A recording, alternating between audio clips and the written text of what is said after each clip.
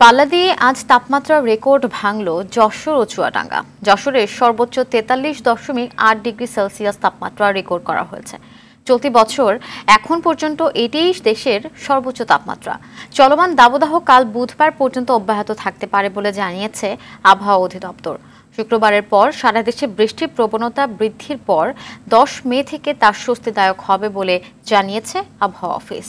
বিপুল দেব রায়ের রিপোর্ট, জানাচ্ছেন রফিকুল ইসলাম। তীব্র তাপপ্রবাহে পুড়ছে দেশ।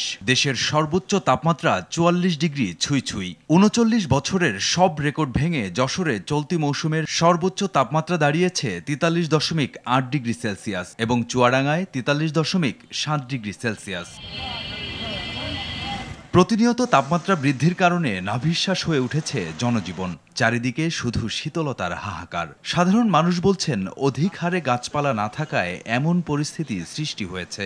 ওয়ালটন ফ্রিজ কিনে অনেকের মতো আপনিও হয়ে যেতে পারেন মিলেনিয়াল।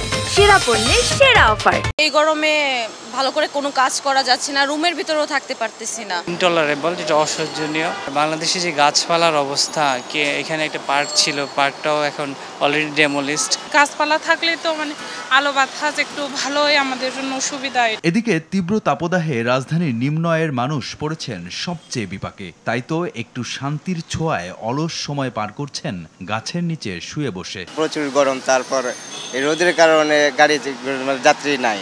গরমের যে মনে করেন পরিমাণ তাপটা অন্য বছর হচ্ছে অনেক, মনে করেন আজকে 10-12 বছর এরকম গরম আমরা তাপ পাই নাই। একই অবস্থা সারা দেশে। দিনে প্রচণ্ড রোদ আর সন্ধ্যার পর ভ্যাপসা গরম নিত্য সঙ্গী হয়ে উঠেছে জেলার জনজীবনে। ডায়রিয়া সহ নানা রোগে আক্রান্ত হচ্ছেন মানুষ। আম লিচু ঝরে যাওয়ার পাশাপাশি ক্ষতিগ্রস্ত হচ্ছে নানা ফসল। সবচেয়ে বেশি দুর্ভোগে রয়েছেন শ্রমজীবীরা। আগে কাজ করতাম 500-600 টাকা, এখন 150-200 টাকা করতেই যে তাপ ব্যাপার হয়ে যাচ্ছে ভাই। গরম খুব বেশি, আমরা চলতে পারতেছি না। রোদের কারণে কাজ কাম একটু কম হচ্ছে।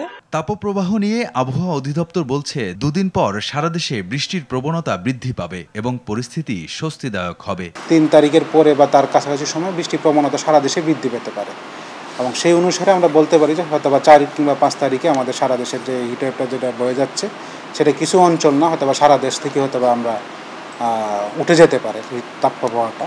তখন অনেকটা স্বস্তির আমাদের একটা যে পরিবেশ সেটা তৈরি হতে পারে। এছাড়া চট্টগ্রাম ও সিলেট বিভাগে 2-1 দিনের মধ্যে বৃষ্টিপাত শুরু হলেও খুলনা বিভাগে সহসা বৃষ্টিপাত হচ্ছে না বলে জানায় আবহাওয়া অফিস। রফিকুল ইসলাম, RTV, ঢাকা।